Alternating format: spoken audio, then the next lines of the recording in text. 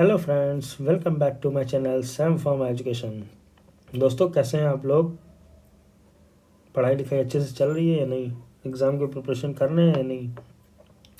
अच्छे से पढ़िए और खूब अच्छे से तैयारी करिए, है ना, ताकि आप अपना नाम रोशन कर सकें और अपने माता पिता का नाम रोशन कर सकें। तो दोस्तों, आज मैं आपके लिए लेके आया हूँ pharmacist previous year question pharmaceutics के।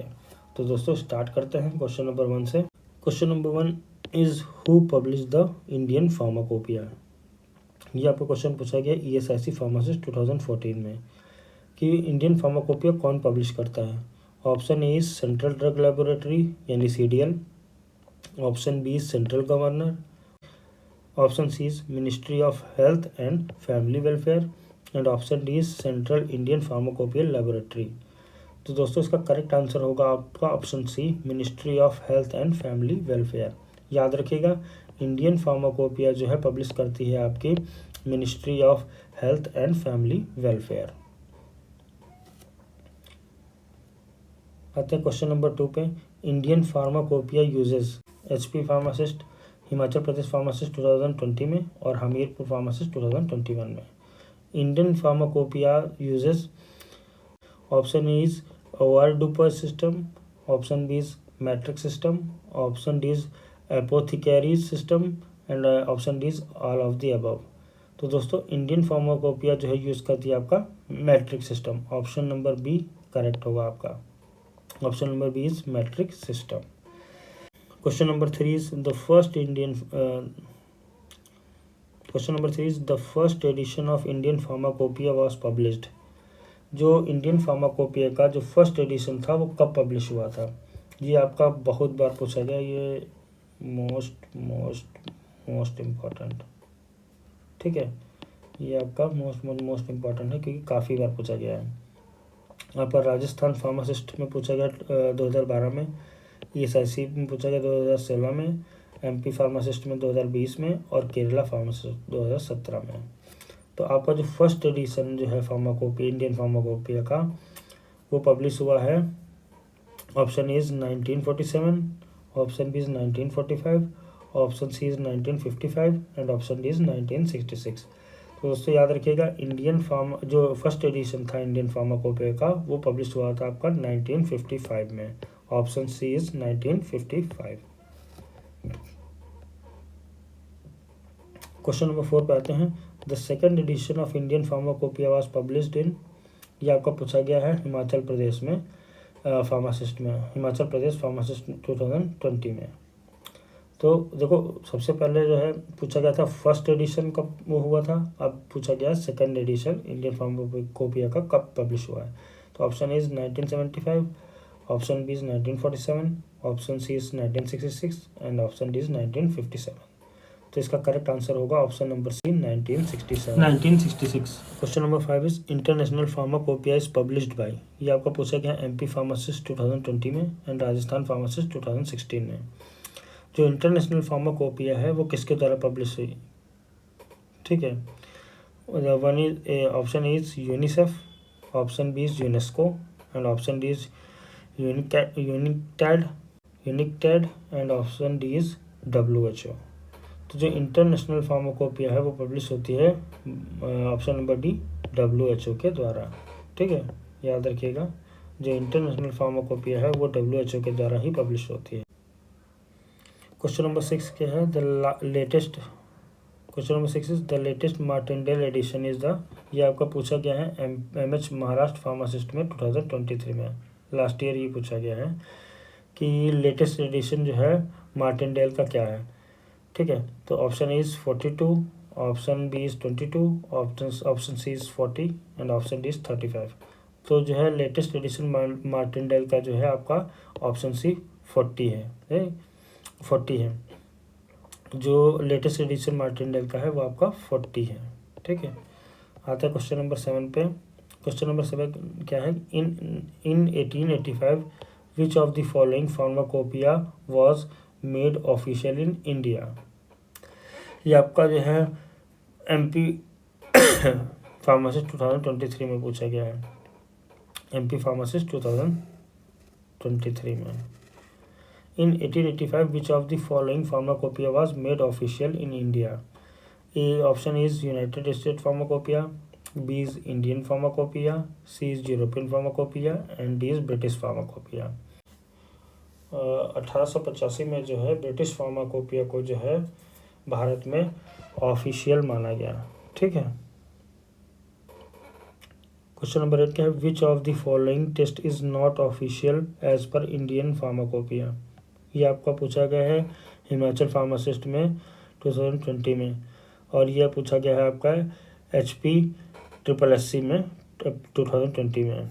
ठीक है। Option A is uniformity of content, option B is uniformity of weight, option C is friability and option D is uniformity of colour. ठीक है। तो जो इंडियन फार्माकोपिया में जो टेस्ट ऑफिशियल नहीं माना गया है वो है आपका यूनिफॉर्मिटी ऑफ कलर। याद रखिएगा, जो इंडियन फार्माकोपिया में जो है ऑफिशियल टेस्ट नहीं माना गया है वो है आपका uniformity of colour. Question number 9 is which is an extra pharmacopoeia? ये आपका जो है महाराष्ट्र PSC फार्मासिस्ट में पूछा गया है 2023 में। ऑप्शन इज IP यानी Indian Pharmacopoeia, option B is Martindale, option C is USP यानी United State Pharmacopoeia and option D is BP यानी ब्रिटिश फार्माकोपिया। तो एक्स्ट्रा फार्माकोपिया सबको ही पता रहता है कि जो है मार्टिनडेल को ही बोलते हैं। ठीक है। तो एक्स्ट्रा फार्माकोपिया जो है आपका आंसर होगा ऑप्शन नंबर बी मार्टिनडेल।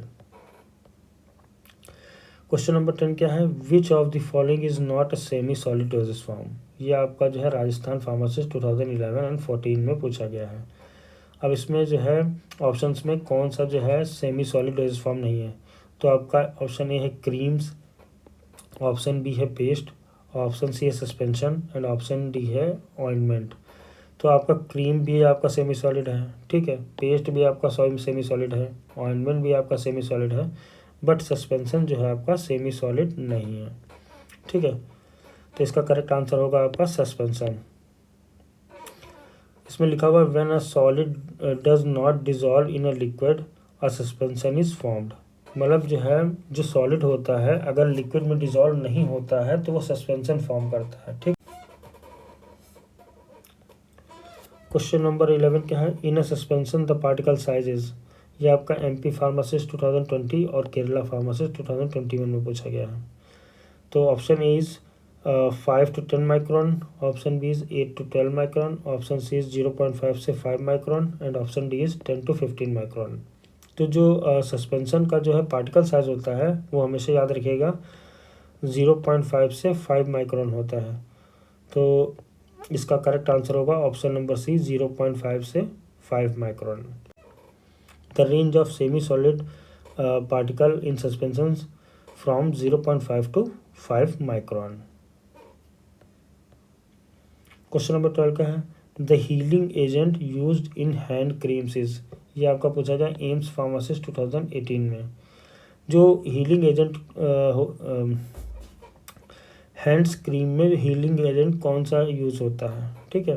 तो A is soft paraffin, B is urea, C is beeswax and D is sterile alcohol. तो इसका करेक्ट आंसर होगा आपका सॉफ्ट पैराफिन। जो हैंड क्रीम में आपका हीलिंग एजेंट की तरह यूज़ होता है वो होता है आपका soft paraffin. Question number 13 is disposable syringes are made of? ये आपको पूछा गया इसरो फार्मासिस्ट 2018 एंड 2021 में। जो डिस्पोजेबल सिरिंज होते हैं वो किस चीज़ के बने होते हैं? Option B is polytetrachloroethylene, option C is polypropylene and option D is none of the above. तो जो आपके डिस्पोजेबल सिरिंजेस होती हैं वो आपकी पॉलीप्रोपाइलिन की बनी होती हैं। ठीक है। ना कि ग्लास की और ना ही पॉलीटेट्रा हाइड्रोक्लोरोइथाइलिन की।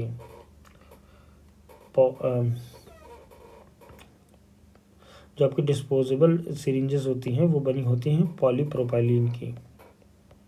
क्वेश्चन नंबर 14 क्या है? Talcum powder is most effective sterilized by? ये आपका फार्मासिस्ट 2012 में पूछा गया है। ठीक है। Option A is dry heat, option B is gas sterilisation, option C is autoclave and option D is millipore. तो जो आपका टैल्कम पाउडर होता है वो उसको कैसे स्टेरिलाइज करते हैं ये पूछा गया है। ठीक है।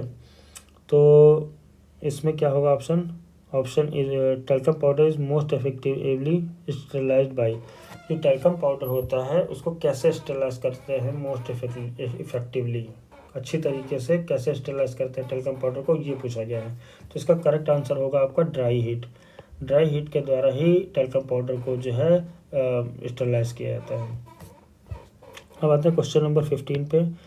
Type B gelatin has an isoelectric point. ये आपका पूछा गया है DSSB 2019 के पेपर नंबर 1 और पेपर नंबर 2 दोनों में, ठीक है। A is pH 8.9, B is pH 5.8, C is pH 7.2 and D is pH 4.7। तो टाइप बी जिलेटिन का आइसोइलेक्ट्रिक पॉइंट होता है आपका ऑप्शन नंबर डी pH 4.7, ठीक है। ये याद रखिएगा, ये काफ़ी ज़्यादा क्वेश्चन पूछा जाता है जीपैट वगैरह में ये काफ़ी ज़्यादा पूछा जाता है, आइसो इलेक्ट्रिक पॉइंट बहुत ज़्यादा पूछा जाता है। तो ये याद रखिएगा आइसो इलेक्ट्रिक पॉइंट, ये आपका जीपैट वगैरह में काफ़ी ज़्यादा पूछा जाता है, 4.7 होता है।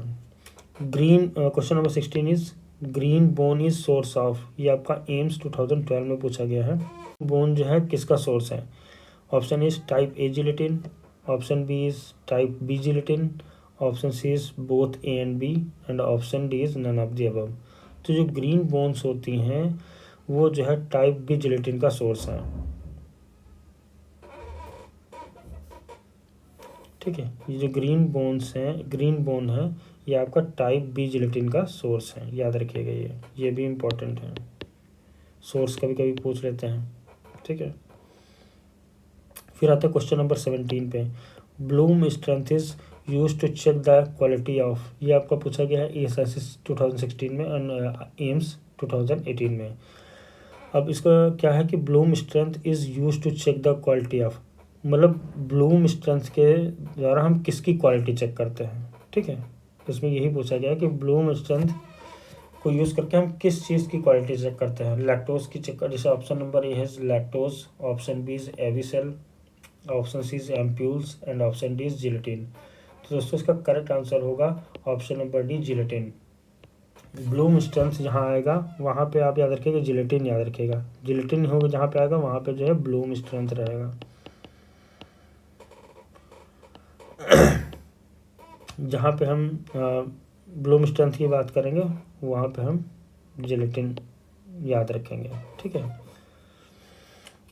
क्वेश्चन नंबर 18 क्या है? Capping in the tablet occurs due to. ये आपका महाराष्ट्र फार्मासिस्ट 2012 में पूछा गया है। कैपिंग जो टैबलेट में होती है वो किसके कारण होती है? Option is defective punches die, option B is excessive fines, option C is damp granules and option D is A and B both, ठीक है। तो इसका जो कैपिंग का मेन कारण है ये आपके डिफेक्टिव पंचेस डाइस के कारण भी हो सकता है और एक्सेसिव फाइन्स। मतलब फाइन्स का मतलब क्या होता है कि अगर आपके पंचेस काफ़ी ज़्यादा शार्प होंगे तब भी जो है कैपिंग हो जाएगी, और अगर डिफेक्टिव होंगे तब भी कैपिंग हो जाएगी।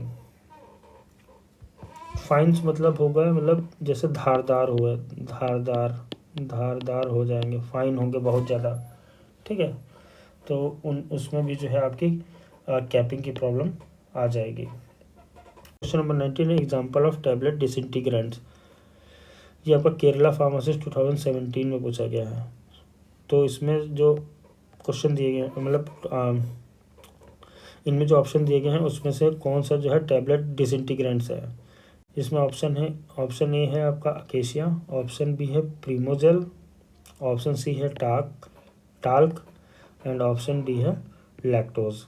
तो जो टैबलेट डिसइंटीग्रेंट है वो है आपका ऑप्शन नंबर बी प्रीमोजेल, ठीक है। याद रखिएगा ये प्रीमोजेल आपका जो है टैबलेट डिसइंटीग्रेंट है। फिर आता है क्वेश्चन नंबर 20 पे। Tablet coating defect is. ये आपका पूछा गया DSSB 2019 में, ठीक है। जो टैबलेट कोटिंग डिफेक्ट है इनमें से कौन कौन से हैं, मतलब जो ऑप्शन दिए हुए हैं इनमें से हमें चूज करना है कि कौन कौन से जो है टैबलेट कोटिंग के डिफेक्ट हैं। Option A is sticking, option B is orange peel effect, option D is option A is sticking, option B is orange peel effect, option C is bridging and option D is all of the above. तो आपका जो tablet coating defect है वो तो ये सारे ही हैं, sticking भी होती है, टैबलेट कोटिंग डिफेक्ट में आपकी ब्रिजिंग भी होती है, और सबसे ज़्यादा जो होता है ऑरेंज पील इफेक्ट, ये काफ़ी ज़्यादा होता है, ये भी आपका टैबलेट कोटिंग डिफेक्ट में ही आता है।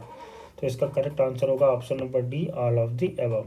तो दोस्तों ये थे आपके फार्मास्यूटिक्स के 1 से लेकर 20 तक की फार्मासिस्ट प्रीवियस ईयर क्वेश्चंस। दोस्तों इसी तरह मैं आगे आपके लिए और ढेर सारे क्वेश्चंस लाता रहूँगा प्रीवियस ईयर के। आपसे रिक्वेस्ट है प्लीज़ मेरे चैनल को जो है सब्सक्राइब